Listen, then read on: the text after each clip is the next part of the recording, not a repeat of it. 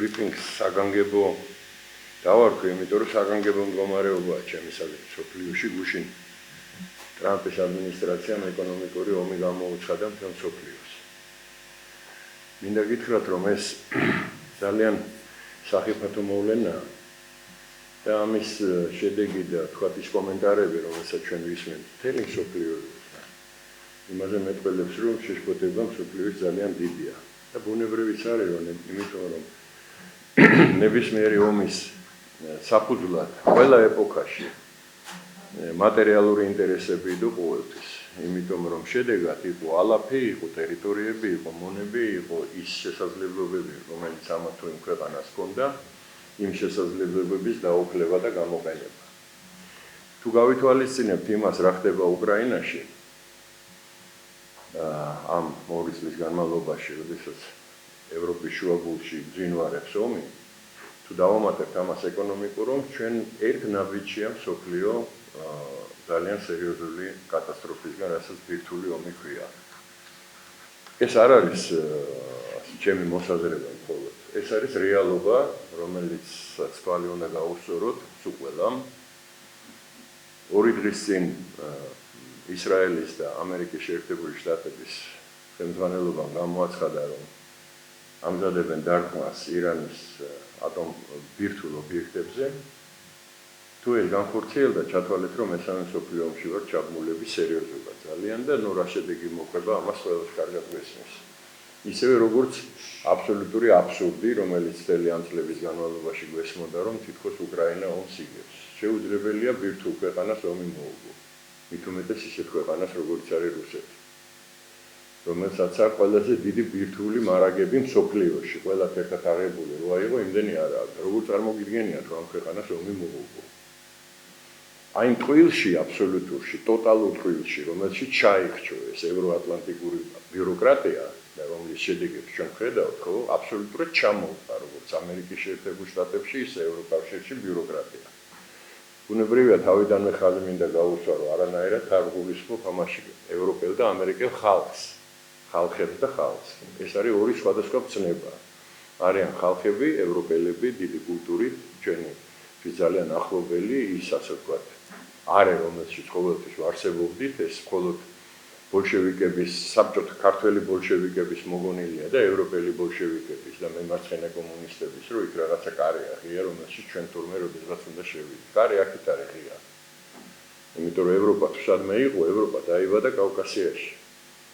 საერთოდ თეთრ რასას კავკასიელებს ეძახიან რა, ეგრე არის თქვა ტერმინი, თეთრი რასის არის კავკასიელები. ამიტომ ლაპარაკი იმაზე, რომ ჩვენ სადღაც უნდა წავიდეთ და სადღაც უბრალოდ კარი უნდა გაგვიყოს, იმ თავითვე შეურაცხყოფელი იყო ჩვენთვის ყოველთვის. სამწუხაროდ, ერთი კასტა არის ადამიანების საქართველოში პოლიტიკოსებს ეძახიან თავის თავს და ამას ასე ვთქვათ, ეს არის მათი დევიზი.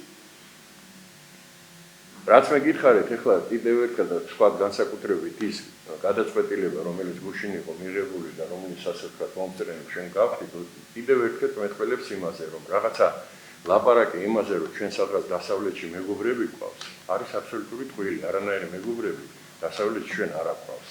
და საერთოდ მეგობრები არავის არცად არ ყავს. იმიტომ რომ პირველი დარტყმა ეკონომიკური, რომელიც ისევ ვიმეორებ, ეს არანაკლები დარტყმაა, ვიდრე ცხელი ომი, ხო? იმიტომ რომ ერთი ნაბიჯია იქნებ დარჩენილი, მიაყენა ზუსტად იმათ ამერიკის შეერთებული შტატების ადმინისტრაციამ, ვისაც ყველაზე დიდი მეგობრები იყვნენ თითქოს ამერიკის. ეს არის ბრიტანეთი, ევროკავშირი, კანადა.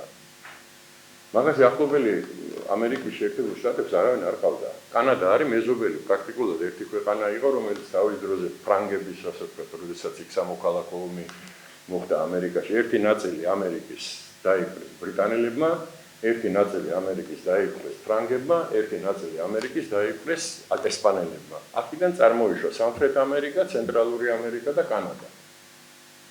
რეალურად ერთი ხალხი ცხოვრობს იქ. ცოტა მეტი ფრანგები კანადაში, ინგლისელებთან შედარებით, ცოტა ნაკლები ჩრდილოეთ ამერიკაში და სამხრეთ ამერიკაში. ამიტომ ლაპარაკი და ეს ხალხი საკუთარ წარმომავლობასაც კი არ თვლის მეგობრებად. იმიტომ რომ მეგობრებს ესე არ ექცევიან, როგორც ამერიკა მოექცა გინდა დიდ ბრიტანეთს და გინდა ევროკავშირს. არანაირი მეგობრობა ქვეყნებს შორის არ არსებობს. ეს არის დიდი ტყუილი, ეს არის იმისი მაკეინის და აკერმანის ეს საწამლავი, რომლითაც აი თქვენი თაობის ადამიანები არიან მოწამლულები აქ, ჩვენი დასავლელი მეგობრები. ვინ არის ჩვენი დასავლელი მეგობარი? ევროპელი მეგობარი ვინ არის ჩვენი? შეხედეთ რა ხდება დღეს. ცილის წამება, დღე არ გადის, რომ რომელიმე ქვეყნის საგარეო საქმეთა მინისტრმა ან რაღაცა დიდი თანამდებობის პირმა ცილის წამებლური განცხადება არ გააკეთოს საქართველოს წინააღმდეგ. ჩვენ ხო ვიცით, რომ ეს არის ტყუილი. გამოვიდა ეუთრო ოდერის ხელმძღვანელი ერთ-ერთი, რომელიც აქ დამკვირვებლებს აპირებს, დამკვირვებლად ჩამოსვლას მისიის ხელმძღვანელად და განაცხადა, რომ ლიაკა ხოშტარია აწამეს. თქვენ წარმოგიდგენიათ, ეს ლიაკა ხოშტარია ნაწამები, აგერ კადრი მაქვს ტელევიზორში, გამოსული იქიდან ნაწამები ლიაკა ხოშტარია. აწამეს თეთრაძე სერგო 5 დღის განმავლობაში სწორი ნაწლავი გაუხეთქეს და სისხლის დენით მოკვდა იმის გდანის ციხის იმაში, რა ქვია, სარდაფში. აი ის აწამეს. და გირგვლიანი აწამეს, რამე. მაღალჩინოსნება, მერაბიშვილის სოლის გულისთვის. აი ამას ქვია წამება. ტყუილი. ჩვენი მეგობრები, ვინ არის ჩვენი მეგობარი? ხაცკა არის ჩვენი მეგობარი, ესტონეთის საგარეო საქმეთა მინისტრი, რომელმაც გუშინ წინ განაცხადა, რომ უნდა მოვითხოვოთ, რომ ვიზა ლიბერალიზაცია შეუჩერონ საქართველოს და ვითომ ბიძინა ივანიშვილს ჟიან ამი. ბიძინა ივანიშვილი 20 წელიწადია საქართველოსდან არ გასულა არსად და არც აინტერესებს მოგზაურობა. 20 წელი ერქალ იყო გასული, როდესაც პრემიერ-მინისტრი იყო და ჩავიდა ბრიუსელში. იმის მერე არც გასულა და არც აპირებს წასვლას. ვიზა ლიბერალიზაციის გაუქმებით ბიძინა ივანიშვილს აშინებს, ჩვენ გვაშინებს. ქართველ ხალხს ვერ პატიობენ.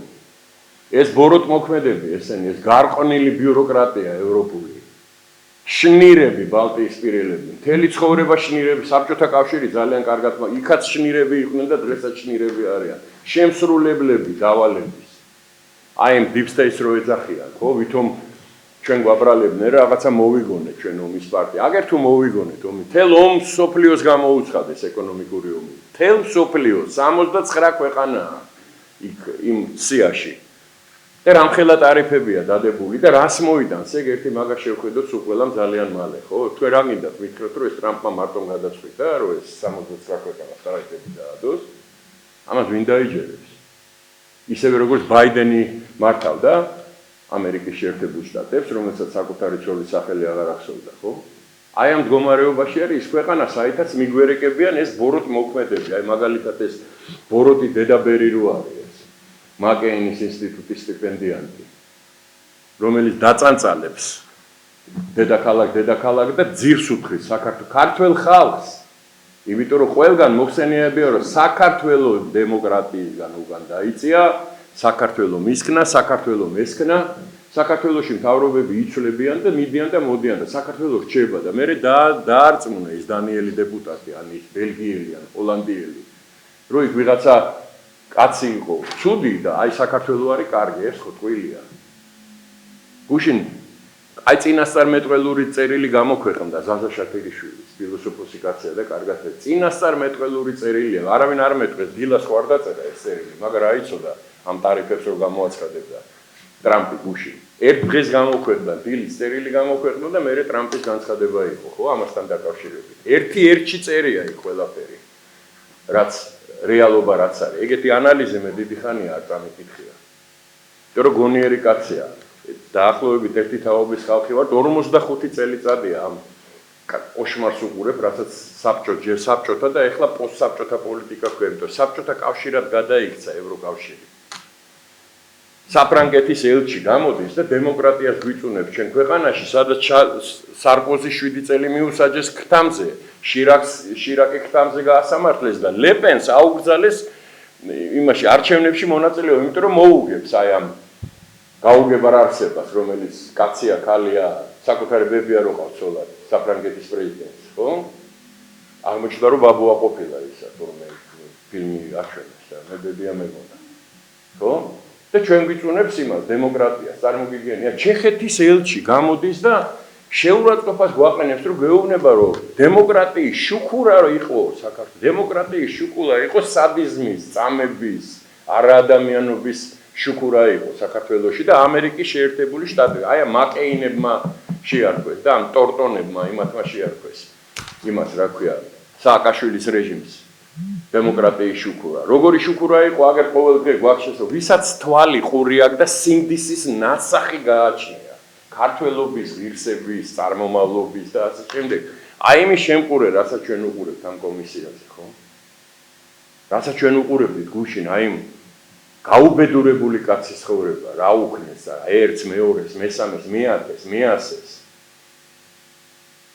ლეგიონია მაგათი სახელი. ეს მხოლოდ ზედაპირზე არის, რასაც ჩვენ ახლა ვხედავთ. და სიღრმეში 300,000 პრობაციონერი ყავდა ამ დემოკრატიის შუქურა. 300,000, 10% საქართველოს მოსახლეობის ციხე გამოიარა. და ჩვენ ეს არამზადები, ეს ევროპელი არამზადები, გარყნილები ეს ფონდერ ფაიზერი 40 მილიარდი დოლარი როა ხელმოწერილი და მაგის ხმარი იმის რეგიონალური აფთიაქიდან ფაიზერის დირექტორატში რო ამოყო თავი. აი ეგ არის რეალობა დღეს, საერთოდ მიგვირეკებია. და ეს რო არიან კიდე ეს აკერმან ტორტონის ოლეავლა შიგევროპელები, სამარცხვინო ხალხი, ეს უნდა მორჩეს. ქართულმა საზოგადოებამ უნდა დაამთავროს ეს ბოროტე ავისულების ბოგინი საქართველოში და თბილისის ქუჩებში. ესენი არიან ავისულები, მჭყიბავები, წარმართები, რა ვიცი, უბედურება, ხო? ეს უნდა მორჩეს. მესმის, რომ ჩვენი ჩემი შვილიშვილის ტოლები არიან და კი ვხედავდი, რას წარმოადგენენ, მაგრამ რამდენიმე დღის წინ მქონდა პირდაპირ შესაძლებლობა, რომ შევხვედროდი აი ესე პირისპირ, რა, 20 წლის ბიჭს, რომელიც მიყიოდა, შენ ბიჭო! მე უთხარი, მეთქი ჭაღარა წვერი მაქვს, ბაბუა შენი სტოლა კაცი ვარ, ბიჭოს როგორ მეძახი მეთქი, ეგრე როგორ მომმართავ და შენ არ იყავიო, აფხაზეთში ლურსუნები რო ჩაიტანეო? აი, ნუ შევხედე და მივხვდი, რომ შიზოფრენიკია. იქამდე მიიყვანეს რა, აი ამ აკერმანებმა და ტორტონებმა, აი ამ თავისი სწავლებებით ახლა ატარებ, რომ წარმოყალიბებული მე მეუბნება, რომ შენი არ იყავიო, აფხაზეთში ლურსუნები რო ჩაიტანეო? წარმოგიდგენიათ 20 წლის ბიჭი მე რა ლურსუნები ჩავიტანე გულში ვიფიქრე. რა დღეში ყავთ ჩაგდებული რა. ძირითადად ქალები არიან, გოგოები, რა. მე რა მინდა გკითხოთ, აი ახლა მაგის ასაკის გოგოების ხედხართ ახლა, ხო, პრესის წარმომადგენლები ხართ. ჩემთვის აბსოლუტურად წარმოუდგენელია, რომ თქვენ აი ახლა 6 გოგო ხართ ახლა, 7, ადგეთ ახლა, დადგეთ შუა ქუჩაში, ჩართოთ ეს ისინი ჩამწერები და მთელი საზოგადოების დასანახად იმღეროთ ოლე-ოლე და შემდეგ სიტყვებს აღარ მოვაყოლებ, ხო? პატარა გოგოები და ამით ამაყობენ. რომ უკანასკნელი სიტყვები დედას უკანასკნელი სიტყვებით იგინებიან, ხო? 21 წლის შვილი მყავს, ახლა ცოლად რომ ცოლს მოიყვანს, მაგრამ აი ეს ერთ-ერთი ეს გოგო რომ იმას სახში როგორ შემოვუშვებ, რომელიც აღტკინებით დედას იგინებათ შუა ქუჩაში, თან ჯგუფურად, ყოველ დღე დადიან და დედას იგინებიან. გესმით რა მდგომარეობაში ჩააგდო ამ ფსევდო ლიბერალიზმთან და ამ ფსევდო შიგევროპელობამ ეს ადამიანები, რას უშვებიან ჩვენ შვილებს და შვილებს. ეს უნდა მორჩეს, მე მინდა ქართულ საზოგადოებას მივმართო. ეს უნდა დამთავრდეს. ეს ავისულები თბილისის ქუჩებს უნდა მოვაშოროთ. მათი ხელით ხდება ამ ქვეყნის დანგრევის მცდელობა, ხო?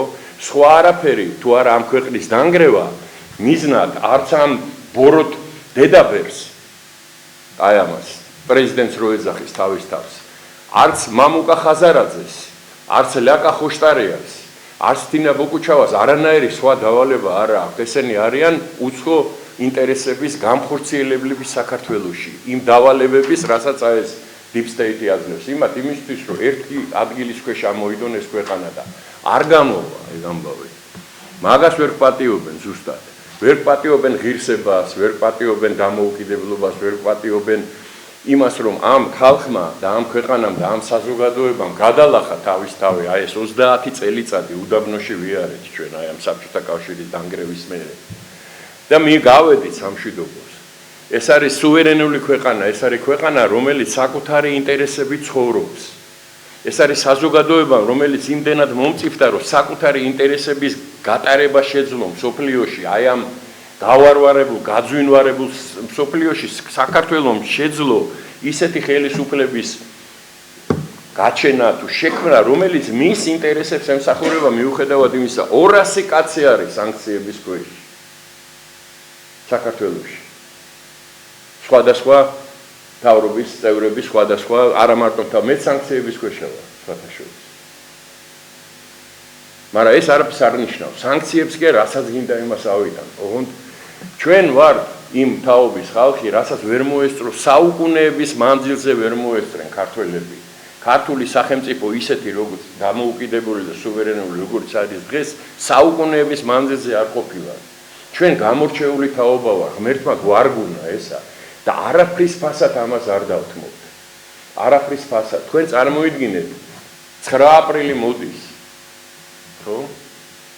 და ეს კომკავშირის დივანი ეს ხაზარაძე, აგერ გაზეთში არის რას ჩადიოდა, ხო? როდიონოვთან ერთად რო გვარდება ჩვენ, ის თურმე უგზალავს იქ ისინი იდგებიან 9 აპრილს. კომკავშირის დივანი ხაზარაძე, რადიონოვის მეგობარი და თანამებრძოლი იდგება 9 აპრილს თურმე იქ, სადაც ჩვენი სამწუხაროდ ძირითადად გოგოები დაეხოცენ.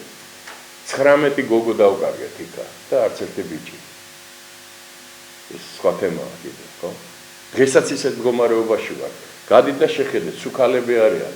90% გოგოები, 10% ბიჭები. ის ბიჭებიც როგორი ბიჭები არიან, შეგიძლიათ ახლოს რომ მიხოთ, ნახოთ რა. აი ეს არის რეალობა. და ამ რეალობას ბოლო უნდა მოუყოთ. ქუჩიდან ეს სიბნელე უნდა გავწიოთ აუცილებლად, იმიტომ რომ ეს უშლის, ეს საბაბი, რისთვის თქვენ გონიათ რა არ ესმით, რისთვის აკეთებენ ამას, ხო? 800,000-მა კაცმა მიცა ხმა ქართული ოცნების წინააღმდეგ. 800,000-მა კაცმა 26 ოქტომბერს. იმის მე რამდენი თვეა უკვე ეს მიტინგი, არც ერთი კაცი არ ემატება იმ სექტას. აი სექტა, 4 პოლიტიკური, ვითომ პოლიტიკური ორგანიზაცია და ეს არამსახურებო ორგანიზაციები, ეს სადაზვერო დაწესებულებები, არც ერთი კაცი არ ემატება. რატო? სად არის 800,000 კაცი? იმიტომ რომ იმ 800,000 კაცს შეიძლება ხელისუფლების შეცვლა უნდოდეს და ეს ბუნებრივი და მარტივი ყველა ქვეყანაში ესეა. როდესაც 12-14 წელიწადი ერთი და იგივე პარტია არის ხელისუფლების სათავეში, საზოგადოებას უჩნდება მოთხოვნილება, რომ შეიცვალოს. მაგრამ იქით ვინ დგანა? იქით ვინ რატო არ გამოვიდნენ ქუჩაში? იმიტომ რომ არავის არ უნდა არეულობა, არავის არ უნდა რევოლუცია, არავის არ უნდა ძალადობა, არავის არ უნდა. ეს ხო ამის იქით ამაზე დიდი აი უყურებ, ხო და მე მაგათ ვიცნობ, ხო მე ორჯერ ვიყავი სახელმწიფო მინისტრი და არც ბრიუსელი მაქვს და არც ვენა, არც ჟენევა, არც ნიუ-იორკი და არც ხო მე მაგათ უმეტესობას ვიცნობ. აი როგორი მათყარა, როგორი უსინდისო ადამიანი უნდა იყო, რომ გაცხადებებს ევროკავშირის სახელით აკეთებდა გაცხადებებს, რომ მშვიდობიანი მიტინგების დარბევა იყო თბილისში. ისე თქვა მშვიდობიანი მიტინგები? მოლოტოვის კოქტეილებს რო და ეს რო არის, რა ქვია ეს ბიჭუნა რო არის, ბიჭუნ გოგონა ეს ცეცხლის ფქვეველი აი ეს რო ლაზარე, ხო? ლაზარე არის მშვიდობიანი მიტინგი? და ყველაზე დიდი სირცხვილი, რომლის მოწმენი ვარ და სამწუხაროდ აი აქ მე არ ვიცი ხა ვინ არის, მაგრამ პრესაც მაგას როგორ შეიძლება იმ ადამიანებს სინთეზის პატიმრები უწოდოთ. სინთეზის პატიმარი იყო მერაბ კოსტავა. 11 წელიწადი იჯდა. არაფრის გამო არანაირი დანაშაული არ ჰქონდა ჩადენ პრინციპის გულისთვის. იმიტომ რომ საქართველოს უყვარდა.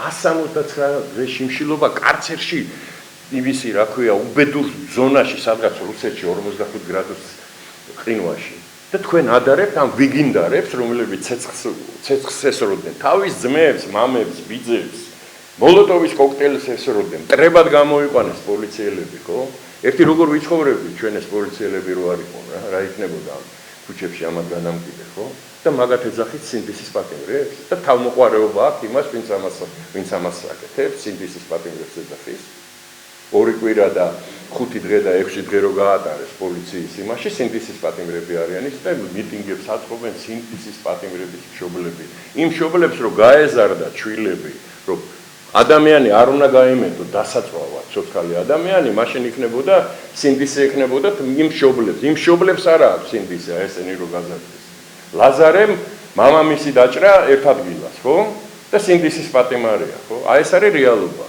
და ამ რეალობას ისე ვიმეორებ რა ეს რეალობა არის ძალიან კარგად აღწერილი ზაზა შათელიშვილის წერილში და უნდა თვალი გაუსწოროთ ქართულ საზოგადოებას მიმართავ თვალი გაუსწოროთ რეალობას ჩვენ ძალიან სახიფათო რეგიონში ვართ აქეთ ომია იქით ირანი აგერ ყურის ძირშია ისრაელი და ის რა ქვია სამხედრო აღარც ახსოვს მსოფლიოს 70,000 კაცი არის დახოცილი მშვიდობიანი მოსახლეობა გაზას სექტორში ვინ არის მართალი, ვინ არის მტყუანი, ეგ ჩვენი საქმე არ არის. და ძალიან კარგად ვიცი ვინ არის მართალი. 70,000 ადამიანი კაცი არის იქ მოკლული. და უკრაინაზე ხო აღარ ვლაპარაკობ, 10 მილიონი გასული ქვეყნიდან 25 მილიონი გადაადგილებული და ბილიონი დახოცილი. თქვენ გესმით რაზეა, საერთოდ რაზეა ლაპარაკი, ხო?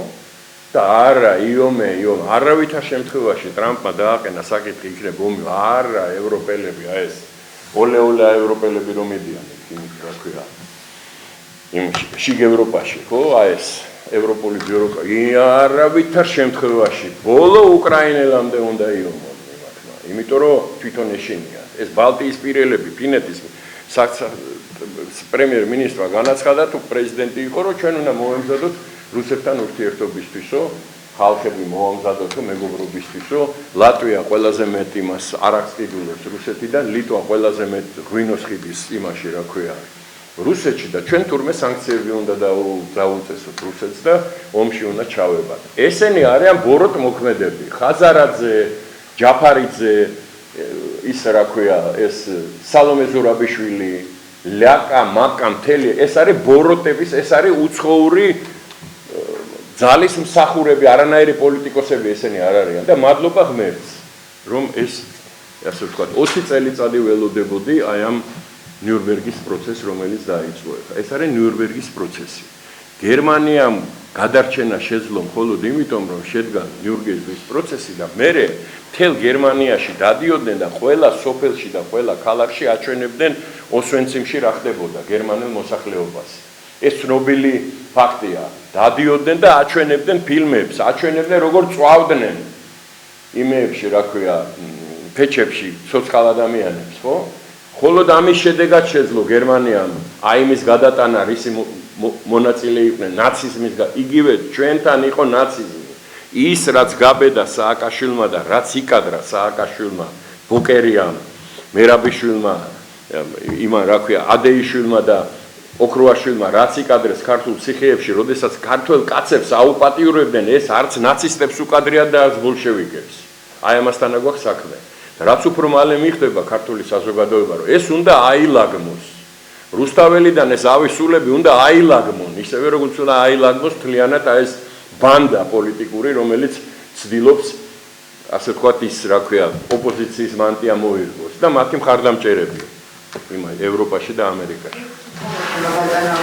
შეიძლება შათიშვილის წერილი თქვენ ახსენეთ იქ მთავარი ამბავი არის ის რომ ამ დრომდე ჯერ კიდევ ვაშინგტონში deep state მართავს ამერიკას და ამიტომ ვერ ლაგდება ჯერ ამან ბრანდანტის წესრიგში საქართველოს და ამერიკის ურთიერთობის გადაწყვეტვა. აბა თქვენ ფიქრობთ, რომ ტრამპა თვითონ გადაწყვიტა მთელ მსოფლიოს რომ ის ომი გამოუცხადოს ეკონომიკური, დილით გაეღვიძა მარტომ და 90 რამდენ ქვეყანას დაარტყა, თან როგორ დაარტყა შეხედეთ. თქვენ პასუხები ნახეთ, კანადა რას იძახის, გერმანიის საგარეო საქმეთა მინისტრმა, ეკონომიკის მინისტრმა რა პასუხი გაცა. შეხედეთ რა კომენტარები ნახეთ სოფლიოში რა ხდება. ჩინეთზე აღარ ვლაპარაკობ, ინდოეთი, ჩინეთი, ვის არ დაუწესეს? აბა შეხედეთ ისინი რა ქვია, ტარიფები რუსეთს არ დაუწესეს ტარიფები. ძალიან საინტერესოა, ხო რატო? ხო სანქციები ჩვენ ხო უნდა დაგვერჩო რუსეთი ჩვენი სანქციებით, რომ წელში გაწყდებოდა უბედური რუსეთი ჩვენ რო სანქციებს დაუწესებდა. რა ვიცი, აბა იკითხე, რატო არ დაუწესეს რუსეთს სანქციები, ხო არის? სანქციები კი არა ისინი ტარიფები. მაგაშია საქმე. ესეა, თქვენ ესე მარტივი არ არის. ის დღეს მთლიანად ევროპაში გადმოინაცვლეს. იქ რო წერს ის 15 ოჯახს რო ახსენებს, ხო? ის ტრილიონები რო აქვს ეს. აბა შეხედეთ, ნახე რა მოხდა, ხო? იმას ავიღებო, კანადა ის იქნებაო, ჩემი გუბერნატორს დავნიშნავო, იქ ჩემი შტატი გახდებაო, იქ გრენლანდია ჩემიაო, იქ იმას რა ქვია, პანამის არხს ავიღებო და პანამის არხზე ეგერ უნდოდა ბლეკროპს ყიდვა და დაადო ვეტო ჩინეთმა და ვერაფერიც ვერ იყიდა და ვერაფერსაც ვერ წაიღებს. იმიტომ რომ ეგრე არ არის, ხო? სოფლიოში ესე არ ხდება.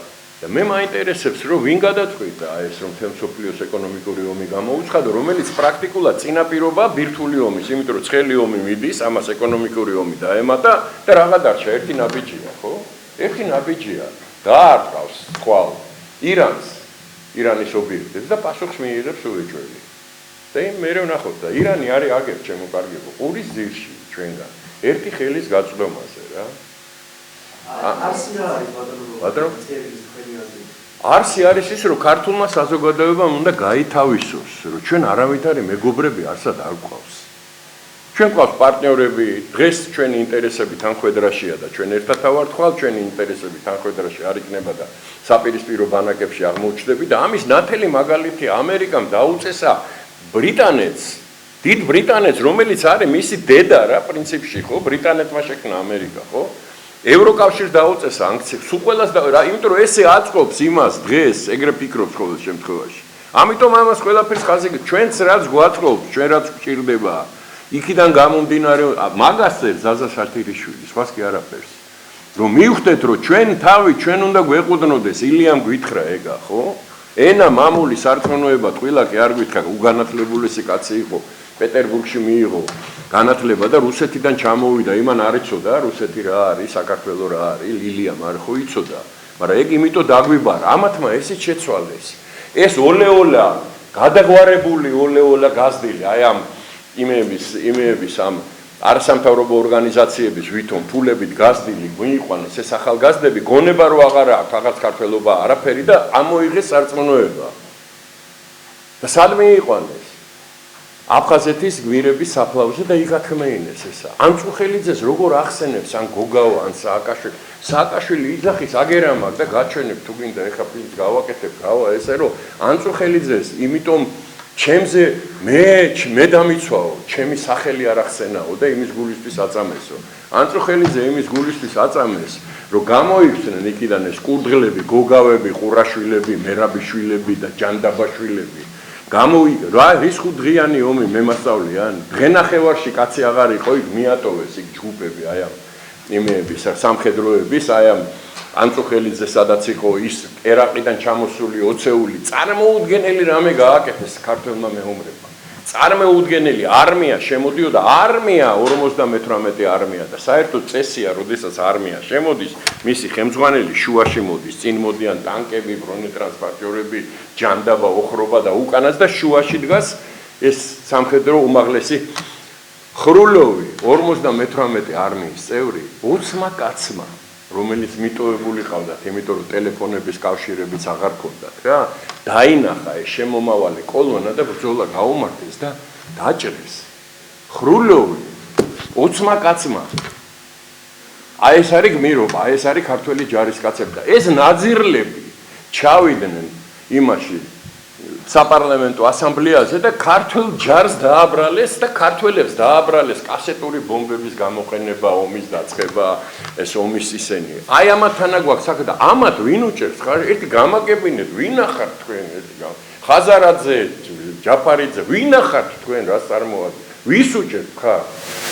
ბატონო, შეიძლება გადავიდე. აი თქვენ უკრაინას გამიდდა ის ახლა შეიძლება როგორ ანატომი მოგონი რეალურად ვიცით რომ იქ დამხარებას არის ახლა უკრაინა ტერიტორია და ადამიანები თუმცა ჩართულები არიან ბირთვული ქვეყნების ევროპული ქვეყნები და ამერიკა ეს როგორ გგონიათ როგორ დასრულდება არა ის დასრულდა უკვე ომი დასრულებულია შეხედეთ რა ხდება ეხლა მიდის რუსეთი ჭიმავს ყველანაირად დროს რატო იმიტომ რომ ყოველ დღე ტერიტორიას მეც და მეც ტერიტორიას კონტროლის ქვეშ შეხედეთ ეს ყოველდღიურად ეს ნათელი ამას აღარც არავინ ლაპარაკობს იქ კონტრშეტევებზე იქ იღუპებიან აღმოჩნდა რომ უკრაინული ჯარი არის პირველი ჯარია რუსული როგორც თელ ნატოს უგებენ ომს თელ ნატოს რუსეთი უგებს ომს ნატოს ის ტრამპი ჭკვიანი კაცი აიღო და გამოიწია გვერდზე და შეტენა ევროპას ამ ომის წაგება რა სინამდვილეში ამერიკელებიც იყვნენ ხა ბაიდენის ნახემძღვანელარი ჯარი ხო წარმოგი ვაფშე მაგათი ჯარი ერთი შეხედეთ აქ იმეები ჭრელა ოლეოლათი რო დადიან აი ზუსტად ეგეთი ჯარი თელ ნატოს უგებს რუსეთი ომს რუსეთი ნახევრად კორუმპირებული აი ისეთი სახელმწიფოდან ერთ მუშტად ნახეთ რა გააკეთეს 28 გენერალი გადააყენეს ზოგი დაიჭირეს წმენდა ჩაატარეს ვინც გასაგდები იყო აი ესეთი კოჭლი სახელმწიფოდან ერთ მონოლითურ სახელმწიფოდ ჩამოაყალიბეს ამ თავისი უგუნურებით და უტვინოებით და მეორეს ერთი ბისმარკი იყო ბისმარკი ერთი გენიოსი მართველი იმისი პრუსიის ის იძახდა რომ ამ დათს ნუ გამოიყვანთ იქიდანო რა რუსკი медленно запрягают но быстро ездят იძახდა რა აფრთხილებდა რომ ნუ დაუწყებთ ომს იმიტომ რა თუ რამე იცის რუსეთის ისტორიას თუ რამე ახსოვს სულ ომების ისტორიაა ეს ყარ გამოიწვევს გავლენათა გადანაწილება არა გადანაწილება მიდის აბაში არა გადანაწილება იქ არის ჩინეთი რატო არიან ამოხტარი ეხლა წარმოუდგენელი ფაქტი მოხდა კაია რომ გამახსენდა ეხლა ამ იმაზე რა ჩინეთთან მიმართებაში რა მაგაზე გიждდებიან ჩინეთთან ჩვენ ურთიერთობებში აგერ სპეციის ის ტაივანჩიკები რო ყავთ აქ დღე-დაღამე ჩინეთს რო ლანძღავენ ხო გასაგებია ჩინეთი არის პირველი ეკონომიკა მსოფლიოში და ყველაზე განვითარებადი ქვეყანა და ამერიკა უკვე ყავს ამოდებული ერთ აწინახეთ რასიზმს ჩვენთვის აბსოლუტ სასიცოცხლო მნიშვნელობის არის ეს შუა დერეფანი რა რომელიც აკავშირებს ერთმანეთს ჩინეთის შესაძლებლობებს ევროპის შესაძლებლობებს და ნუ იქ არაბულ სამყაროს და ასე შემდეგ მე 90 წელს ექსპედიციაში ვიყავი აბრეშუმის გზის ექსპედიციაში სამი გზა იყო ჩინა ეს აბრეშუმის ერთი გადიოდა რუსეთზე ერთი გადიოდა სპარსეთზე და ერთი გადიოდა საქართველოსზე ყველაზე ხშირად რუსეთის გზას ხმარობდნენ. ეხლა წარმოუდგენელია რუსეთი აღარ არის სპარსეთი. ერთადერთი გზა, რომელიც უმოკლესი და ყველაზე იაფი, რომელიც აკავშირებს ერთმანეთს ჩინეთს და აზიას, ევროპასთან არის საქართველო. ამიტომ ჩვენ უაღრესად მნიშვნელოვანი ქვეყანა ვართ. ეს. იმიტომ არის ეს აბსოლუტური ისტერიკა რო აქვს საქართველოსთან მიმართებაში, რომ როგორმე ხელში ჩაგვიგდონ, რომ აი ამათ ჩაუგდონ ქვეყანა ხელში, აი ამ შნირებს თავიანთს რომ იქნებ რასაც უნდა გააკეთო. ეხლა წარმოვიდგინეთ რა. იყო ეგეთი რუსაშელია, რომელიც აქ მუშაობდა იმაში, რა ქვია, ეხლა კეზერაშვილმა შეუქმნა იქ სააგენტო. ჭრ სააგენტო, კაცმა არის ეს სააგენტო. ეს სააგენტო კითხვას აძლევს იქ გადაიხადეს ფული, ეხლა იქ ყველაფერი იყიდება, ეხლა უილსონი რო და შახენი რო ისინი იქნებიან კონგრესმენები და სენატორები წარმოვიდგინეთ რა მდგომარეობაშია ეს ქვეყანა, მექთამე ყველაფერი იყიდება, ფული მიცეს და ასმევინეს შეკითხვა იმისი, რა ქვია, საგდეპის პრეს დივანს. დაუსვა შეკითხვა, რომ საქართველო უკან დახევა იმის რა სიტყვით, როგორ დიდი კი პასუხი კითხვაში იყო, ხო, იმ ხალმა უთხრა, რომ ჩვენო მივადევნებ თვალყურს ამ საქმესო, გავარკვევ და პასუხს გაგცემთო. 2 დღის წინ გამოქვეყნდა ამ რუსაშელიას ხელმოწერი წერილი, რომ იქ თურმე იძახ ჯერ ეს ერთი აბსოლუტურად შეუთავსებელი ერთმანეთთან. პირველი ნაწილი სუსყვარამეს გულისხმობს, ბოლოს სუსყვარამეს, მაგას თავი დავანებო. რომ თურმე საგდებმა გასცა პასუხი. მარტო ქართულ ენაზე. დედანი არ არის. დედანი რო იყოს, უნდა იყოს საგდების, როგორც არის ხოლმე ეს. არ არის პასუხი. ნუ ამაზე დაწყდა საქართველოში პოლემიკა ეს მართალია თქვია. ამერიკის შეერთებული შტატების საელჩო ადასტურებს, რომ ვიღაცა კლერკის იმისი, რა ქვია, საგდების ვიღაც კლერკის მეილი გაგზავნილი ვიღაცა სააგენტოში არის სიმართლე. აი წარმოგიდგენიათ იმათ იქცა, რა ქვია, სამხარაულის ბიუროთ იქცა რა, იმის ნოტარიუსად იქცა ამერიკის საელჩო. ეს სამარცხვინო ქალი ეს დენიგანე რა. აი წარმოგიდგენთ, ეგეთი რამე ამ ეს რო ვინმეს ადრე ეთქვა, ხო, რომ აი ამერიკის საელჩო ესეთ რამეს დაემსგავსებოდა ან ეს საფრანგეთთან ამ გერმანიის ელჩი საერთოდ მისი კითხვა არაფერი. მამუკა ხაზარაძე სახში ცხოვრობს. მის ივაში საარჩევნო კამპანიებში მონაწილეობას ებულობდა გერმანიის ელჩი, გერმანიის, წარმოგიდგინეთ, ვილგელმის ქვეყანა. აი აბსოლუტური აბსურდში ვართ. აი ამ აბსურდისკენ გვეკაჩებიან ეს ოლეოლა შიგ ევროპელი გზის მცველები და არ წავალ ჩვენ ამ აბსურდში. ევროკავშირის მომავალი არა აქვს, ის იშლება ჩვენ თვალწინ. რა ფუნქციას მიიღებს, რა ფორმას მიიღებს, როგორი ურთიერთობები გვექნება ჩვენ ევროპელ ხალხებთან, ამას ჩვენ გადავწყვიტავთ. მაგრამ ჩვენი ინტერესებიდან გამომდინარე, ჩემო კარგებო, და არა ხაცკაც, მაცკაც და იქ ვიღაცა ის იანკევიჩუსი და მანკევიჩუსები რო არიან. კი ბატონო.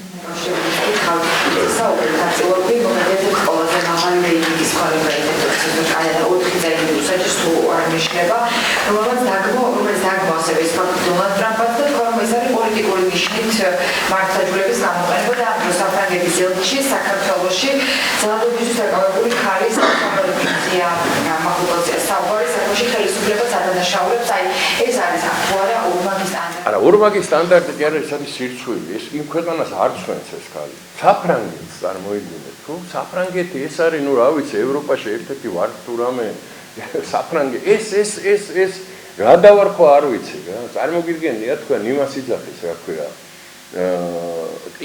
იმ ქვეყანაში რაც ხდება დღეს, იმ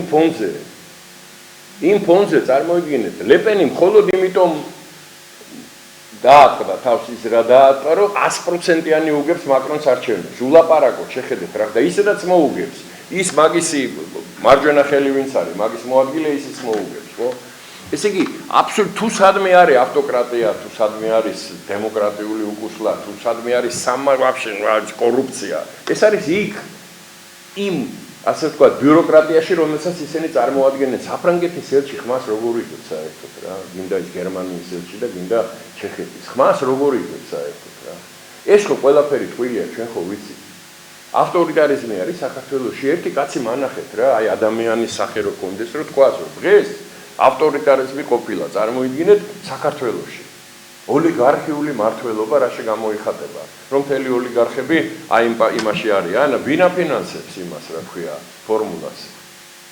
ხო, ფორმულის წარმომადგენლებს ვეკითხები, ფორმულის თანამშრომლებს, ჟურნალისტები ისინი არა. ვინ აფინანსებს ფორმულას? TV პირველს ვინ აფინანსებს? ხაზარაძე წერეთელი, ხო? ვინ არის ოლიგარქი? ერთი მაინტერესებს. ან რა ავტორიტარული მართლობაა, შეხედეთ რა ხდება, რასაც უნდა იმას აკეთებენ, დაანგრიეს ქვეყანა რა. სამი თვეა ის არ დატოვეს რა ქვია, ადამიანის შეურაცხყოფა რო არ მიეყენებინათ, ხო? ჩვენ ხო ამას ყველანი ვხედავთ, ვის ატყუებენ ესენი, ხო? ჩვენ გვატყუებენ, ჩვენ თავის თავს ატყუებენ, ქმნიან პირობას, რომ ეს ვილსონი, ეს აბსოლუტურად გადაგვარებული არსება, გამოვიდეს თქვას, რომ ქართველი ხალხი, ქართველ ხალხს იცავენ. და ქართველმა ხალხმა თავისი არჩევანი გააკეთა და კიდე აგერ მოვა ოქტომბერი და ნახავთ რა. ის რა იყო 26 ოქტომბერი მონაგოლი იქნება ახლა რაც იქნება. 5 ხმას ვერ წაიღებენ ეს მანქურტები. 5 ხმას. 5 ქართველს ვერ იპოვიან ისიც რომელიც მაგათ ხმას მისცეს. აი ეს სექტა რომელიც აი ეს ამდენი თვეა დადის იქით აკეთე. ეს ორი გოგო მეწოდება რომ თელი დღე რო ყვირიან. ვინ მოვიდა საგაჭედო? აი დადის მშობლები არა ყავს. ხო? იმ მეგაფონებით რო დადიან იქ და რაღაცას რო გივიან. პირველი არხი წარმოიდგინეთ, ხო? ხო ნახეთ სულ ყველამ რა თანხების ეს ტუღუში 500,000 ლარი აქვს შემთხვევით აღებული არასამთავრობო ორგანიზაციებიდან ამ პერიოდში რაც ის იქ არის, რა ქვია. საზოგადოებრივი არხის ბურჩი, ის ვაფშე ქალიზის იმას ბურჩი კი არა, იმას სახში არ შემოუშვებს ადამიანი რა. ფსიქიატრიულის კანდიდატია ცალსახად, მაგრამ ნუ ხედავთ ჩვენ ყველაფერს რა ხდება. აი ზუსტად ეგენი ყავთ იქ მოყვანილი, ამათი ხელით ხდება ცდელობა საქართველოს არავინ არ გამოვა ეს და მე მინდა უბრალოდ თქვა რომ ეს ჩვენ დროზე საზოგადოებამ ეს საკითხი უნდა გადავწყვიტოთ. იმიტომ რომ ამას ცუდი გაგრძელება ექნება, იმიტომ რომ ხალხის მოთმინება ილევა, ხო? მე გეუბნები ჩემი ოჯახის წევრებზე რომ უყურეს იმ დღეს რა ეგრე არ არის აი იმ ხალხს ვისაც შეურაცხყოფას აყენებენ შვილები ყავთ, შვილიშვილები, მეგობრები. ხო?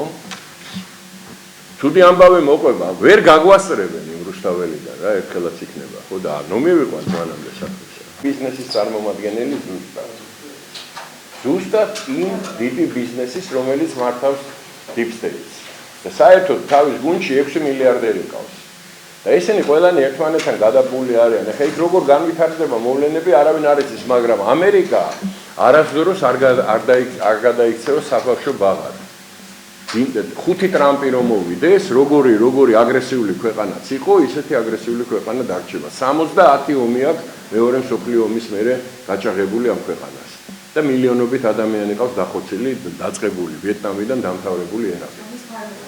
ასე რომ ეგ ყველაფერი დამოკიდებული იქნება იმისგან, რამდენად ჩვენ ვიქნებით შემდგარი, რამდენად ჩვენ ვიქნებით შეკრული, რამდენად ქართული საზოგადოება იქნება მტკიცე იმასთან დაკავშირებით, რომ ჩვენ დავიცავ ჩვენ გავჩნდით პოლიტიკურ უკაზე. და გავჩნდით პოლიტიკურ უკაზე ძალიან სერიოზულად. ყველამ ხედავს, რომ საქართველოს ჩამოყალიბდა ქვეყანად, რომელსაც გააჩნია უნარი საკუთარი ინტერესები დაიცვას. ამიტომ ყველა ეცდება შენთან თანამშრომლობას. ჩვენ ძალიან კარგი პერსპექტივა გვაქვს, თუ მსოფლიოს პერსპექტივა ექნა. თუ ეხლა ირანი დაბომბეს და იქიდან უპასუხეს, ნუ მე არ ვიცი რა მოხდება. თუ მშვიდობა დარჩა, ხო, ჩვენ აგვაქვს ძალიან კარგი პერსპექტივა, რომ გადავიქცეთ ძალიან სერიოზულ ღირსეულ ქვეყანად ეკონომიკურად განვითარებად, ეხლა უცებ ვერ განვითარდები, მაგრამ იქით მიდის ყველაფერი, ხო? ამიტომ ამ თვალსაზრისით, როგორც არასდროს მომწიფდა ეს ქვეყანა და ეს არის ყველასთვის მოსალოდნელი. საკადროცვილებებზე უნდა გითხოთ, წინ არჩევნებია, ეს საკადროცვილებები უკავშირდება თუ არა არჩევნებს, რომ ოცნება აპირებს ეს არჩევნები. მე არ ვიცი ხა საკადრო ცვლილებები არის ასე ვთქვათ დღის წესრიგი ნებისმიერი მთავრობის. არ შეიძლება რომ ერთი და იგივე მთავრობა, ერთი და იგივე ხალხი იყოს სულ მთავრობა. ბუნებრივია რომ საკადრო ცვლილებები არის და იქნება. მე რაც ვნახე საკადრო ცვლილებები, მე პირადად ვიცნობ სამივეს, ლილუაშვილსაც, ანრი ოხანაშვილსაც და პაატასალიასაც და მინდა გითხრათ ძალიან ღირსეულები. ის რომ გრიგოლ ლილუაშვილი ძალიან ასე ვთქვათ კარგი მინისტრი გამოდგა იმ საქმის. ჩვენ ვნახეთ ამ 6 წელიწადში, ამიტომ მაგაში ჩვენ მეპარება ანდრე ოხანაშვილი წლების მანძილზე უყურებთ როგორ იმაში რა ქვია პარლამენტში როგორ და ძალიან ღირსეული და ძალიან წარმატებული ადამიანია. პაატასალია ერთ-ერთი საუკეთესო ადვოკატი არის. ასე რომ მე ვფიქრობ, რომ კარგი ის იყო რა ქვია, კარგი ცვლილებებია და საჭირო ეხლა იკვეთესად ისე. ცვლილება მუდმივად საჭიროა რა. დამდგარ წყალში, ვიცი როგორ წყალი უნდა სულ მოძრაობას. რომ დელეფნის თემა ასევე ევროპული მნიშვნელოვანი ფაქტორია ის, რომ საფრანგეთი სომხეთის შეიარაღების გაძლიერებაში აქტიურად არის ჩართული. ახლა გერმანია გადაერთო და საგარეო საქმეთა მინისტრი ჩავიდა იქ და აქტიურად მიდის ამ თვალსაზრისით რაღაც რეგიონული ბომბების ჩადებას. კი ადგილი გუშინ წინ გააკეთა აზერბაიჯანის საგარეო საქმეთა სამინისტრომ პირდაპირ გაფრთხილება მიცა საფრანგეთს. და საფრანგეთი ცეცხლს ნუ ეთამაშება.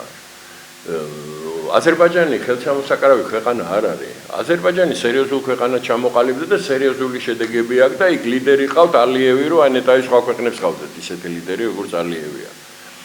ჩვენი მეგობარი ქვეყანაა, ჩვენი პარტნიორი ქვეყანაა, ყველანაირად ხარს დაუჭერთ თავისთავად, თუმცა ჩვენი იდეა, რა თქმა უნდა, არის მშვიდობა კავკასიაში და მადლობა ღმერთს სომხებს ესმით დღეს და ვთქვათ ფაშინიანმა ამის ფასი, ყოველ შემთხვევაში გაცხადებების დონეზე ჩვენ ამას ვხედავთ რა.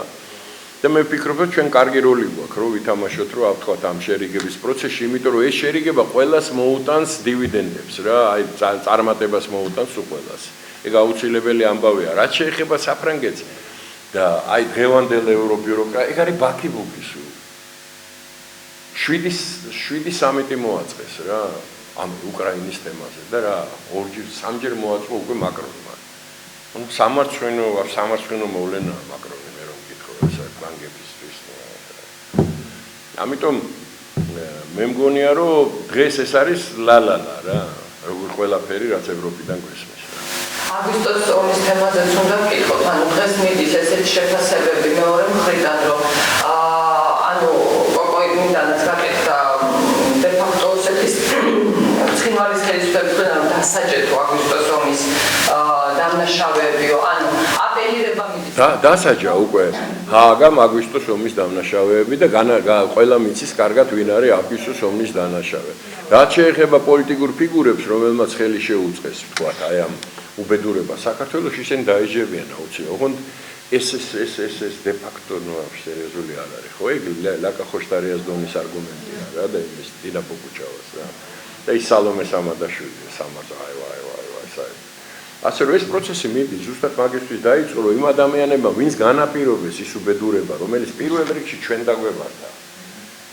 სამხრეთ ოსეთის დე-ფაქტო იმას რა აქვს სალაპარაკო. მაგათმა ამ შეცდომების შედეგად აი ეს ვითარება აკონტროლებენ მიწას, რომელიც მაგათ არ ეკუთვნოდა არასოდეს, არანაირი სამხრეთ ოსეთი არ არსებობს. არც არ არსებობდა არასოდეს. იყო ალანია ერთადერთი ოსეთი, რომელიც არის რუსეთის ტერიტორიაზე ჩრდილო კავკასიაში. 1936 წლის აღწერით ცხინვალში ცხოვრობდა 4 ოსური ოჯახი. 4. და გორის მხარეს და ქართლში და კახეთში ბევრად მეტი ცხოვრობდა. ოსი ყოველთვის და ღმერთმა ხელი მოუმართო, ჩვენი ძმები არიან, ჩვენი სისი და ხურცია, პრაქტიკულად ოჯახს ვერ ნახავთ შერეული ოჯახი რო არ იყოს. მე სკოლა ისე დავამთავრე, საერთოდ არ ვიცოდი, რომ ოსების სხვა ეროვნების ხალხია. და დღესაც ჩემთვის ესეა.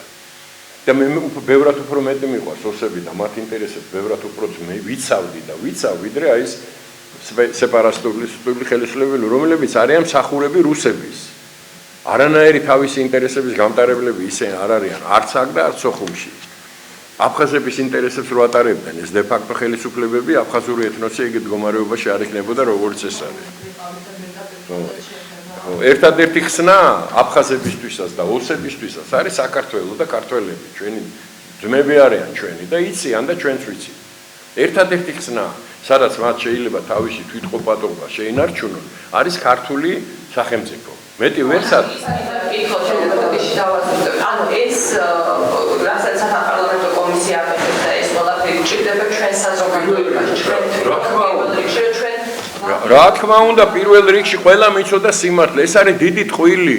ეს არის ძალიან მე მაგას ვადასტურებ, ეს არის დიდი ტყვილი. ყოველ კვირას ღებულობდი ევროკავშირის და ევროსაბჭოს იმიდან მონიტორინგიდან, რომელიც იყო და ეს არასამშვიდობოები და ღებულობდი ანგარიშს, ვინ გაისროლა, რომელ წუთზე, რომელ მხარეს.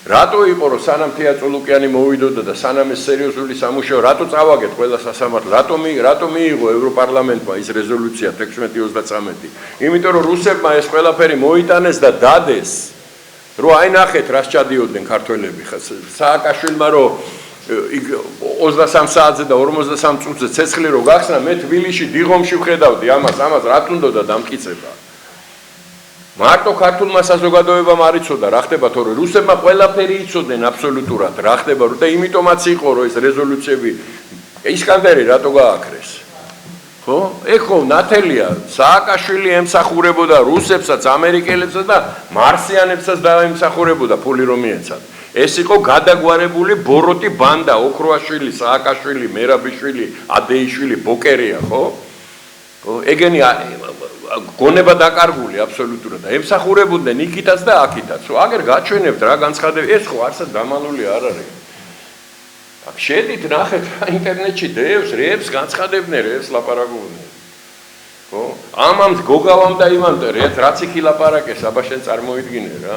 მეო მერაბიშვილს მივეცი დავალება გოგავა ლაპარაკობს არ ვიცნობდე მაინც რა ისი და დავალების მიმცემი იყავი იმაზე ქვეში ფსავდი რომ უყურებდი მერაბიშვილს რა დავალება უნდა მიგეცა მერაბიშვილისთვის რომ დაურეკე იმას და ის მან ჯარი მოატრია თქვენთან იქ არის მე და დაურეკე ის ეთყოდა რა როგორც მე ვეთყოდი ჩემ ქვეშემდგომ მე მეუბნები დაურეკე მე და დაურეკე შენახარ ოფიცერი და მერაბიშვილს დავალება მიცა რა და ესენი თურმე იმას მიადგნენ დინარეს და ესე იგი რუკაზე არ დაგინახე არ დაგე იქ რომ დინარე იყო არ იცოდით ეს შტაბი მთელი შტაბი რო იჯეკით იქ და იმას რო იმაშებოდით რა ქვია ოპერაციას რო არ იცოდით რომ მიადგებოდნენ ის ფრონეს ვერ გადავიდნენ და აბა სად გაუშვი სამარცხვინო გენერლის ფორმები როგორ ეცვათ ამ მე არ ვიცი რა აი ესენი მართავდნენ ქვეყანას და ჯარს და ომს და რას მოვიგებ დღენახევარში წავაგეთ ომი დღენახევარში სამარცხვინოდ და გამოიქცა მე ეს იქიდან და წინამძღოლი იყო თუ უყანდო წინამძღოლი იყო აი ამ გენერალმა უპასუხა